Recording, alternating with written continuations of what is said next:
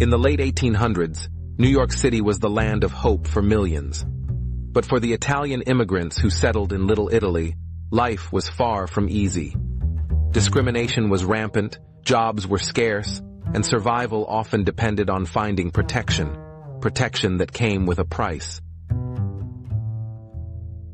Out of these desperate conditions, the mafia emerged, a secret society that promised protection and power to those who would join their ranks. Led by ruthless figures like Giuseppe Morello, the mafia offered an escape from poverty, but at a cost. Loyalty was everything, and betrayal meant death. But New York was a battleground. The Italian mafia wasn't the only game in town.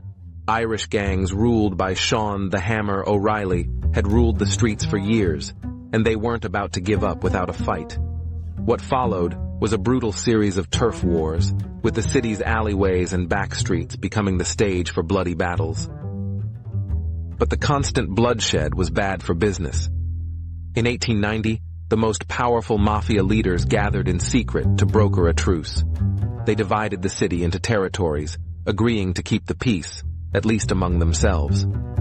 This uneasy alliance allowed the mafia to tighten its grip on New York, operating with less interference from the law. The mafia's influence didn't stop at the streets. Corruption spread like wildfire, reaching into the very heart of the city's institutions. With policemen like Officer Thomas Hayes on their payroll and politicians in their pocket, the mafia controlled New York's underworld, and much more.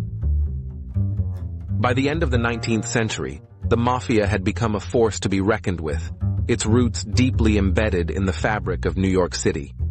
The legacy of those early years of crime and survival can still be felt today, a reminder of a time when power was taken, not given.